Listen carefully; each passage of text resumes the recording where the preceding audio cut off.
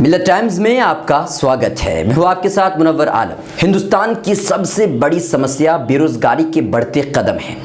ये कदम दिन ब दिन बढ़ते ही चले जा रहे हैं, जिसमें अनपढ़ और डिग्री होल्डर सभी युवा इसमें शामिल है। इस जाल में बुरी तरह से फंसे हुए हैं। उन्हें उम्मीद है सरकार पर, भरोसा है सरकार पर कि सरकार railway, postal, bank, college, school में भर्ती निकाल करके उनकी बेरोजगारी को जरूर दूर करेगी। लेकिन सरकार चुनाव से पहले तो वादे करती है, लेकिन चुनाव के बाद यही वादे धरे रह जाते हैं और किसी कार्यालय के किसी कोने में धूल खाते हुए नजर आते हैं। और जो उम्मीदें युवा सरकार से लगाते हैं, उन उम्मीदों पर पूरी तरह से पानी फिर जाता है। नरेंद्र मोदी का वो वादा है, 2014 में लोगों को संबोधित करते हुए उन्होंने वादा किया था कि हर साल 2 करोड़ युवाओं को रोजगार मिलेगा। इसे सुनकर के युवाओं ने दिल खोलकर बीजेपी को वोट किया था। उन्हें लगा कि 2014 से लेकर के 2019 के बीच के जो 5 साल है उनकी जिंदगी को बदलने के लिए काफी है, क्योंकि वो पिछले कई सालों से बेरोजगार चले आ रहे थे और इस बेरोजगारी के जाल से आजाद होने के लिए वो कुछ भी करने के लिए तैयार थे। और इसी वजह से कहते हैं कि डूबते को तिनके का सहारा। उन्हें लगा कि हो सकता है बीजेपी उनके इस बेरोजगारी को जरूर दूर करेगी। लेकिन चुनाव के बाद उनकी उम्मीदों पर पूरी तरह से पानी फिर गया। हर साल 2 करोड़ युवाओं को रोजगार देने की बात तो दूर, इन 4 सालों में 2 करोड़ युवाओं को रोजगार नहीं मिल पाया है। अगर ऐसा होता तो यकीन मानिए युवा खुशी से मर न जाते। आइए अब हम आपको एक डेटा दिखाते हैं। भारत के 54% आबादी कृषि क्षेत्र में काम करते हैं, जिनके पास साल में कुछ ही महीने होते हैं काम करने के लिए, यानी कि मौसमी काम करते हैं। बाकी दिन ये बेरोजगारी के राग अलापते हुए आपको नजर आएंगे। भारत में 35% आबादी युवाओं की है। 2022 तक ये कहा गया है कि दुनिया की सबसे बड़ी वर्क फोर्स के तौर पर भारत का नाम लिया जाएगा। NSSO के एक रिपोर्ट के मुताबिक ये बताया गया है कि हिंदुस्तान में 3.5% आबादी ही हुनरमंद है, जबकि अगर हम चीन की बात करें तो 45% आबादी हुनरमंद है। अमेरिका में 56% आबादी हुनरमंद है।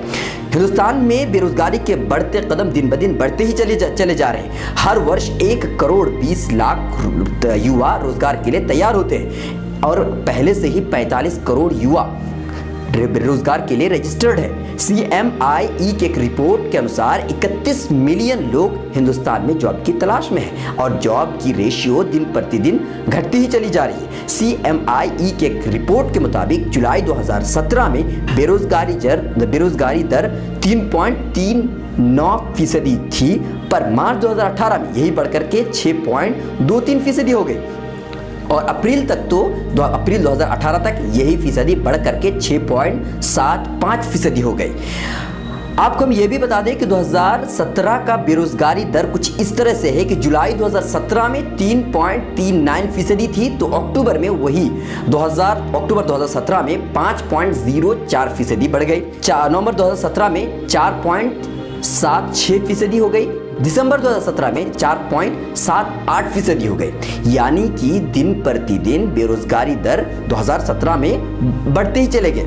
आगे ये तो पुराने डेटा। आइए अब हम आपको एक नए डेटा से रूबरू कराते हैं।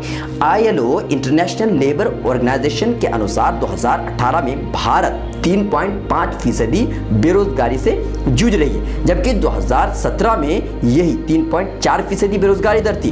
रिपोर्ट में यह भी कहा गया है कि 2018-2019 में बेरोजगारी दर 3.5% रहेगी। रिपोर्ट के मुताबिक 2018 में बेरोजगारों की संख्या 1.86 करोड़, तो 2019 में यही बढ़कर के 1.89 करोड़ हो जाएगी। 2017 में यही दर 1.83 करोड़ थी। हम आपको बता दें कि PM नरेंद्र मोदी ने हर वर्ष 2 करोड़ युवाओं को रोजगार देने की बात कही थी, तो 2014 से लेकर के 2019 तक यानी 4 सालों में कम से कम 8 करोड़ युवाओं को रोजगार मिल जाने चाहिए थे। लेकिन ILO के एक रिपोर्ट के मुताबिक मई 2014 से लेकर के अक्टूबर 2017 तक सिर्फ और सिर्फ 8,23,000 लोगों को ही रोजगार मिल पाया है।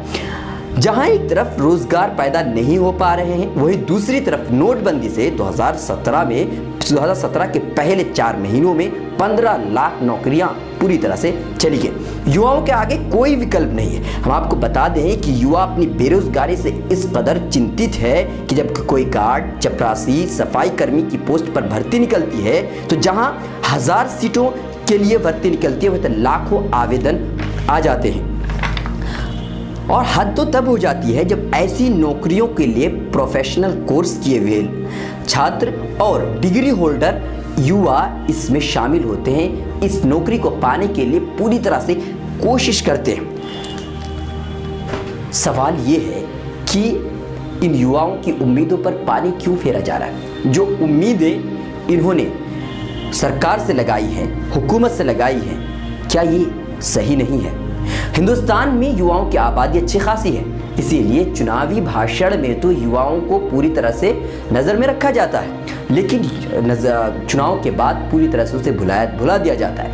जो अरमान चुनाव से पहले युवाओं ने मोदी सरकार से लगाए थे, अब उन अरमानों पर पूरी तरह से पानी फिर गया है, या यूँ कह लीजिए कि अरमान आंसुओं में बह गए हैं।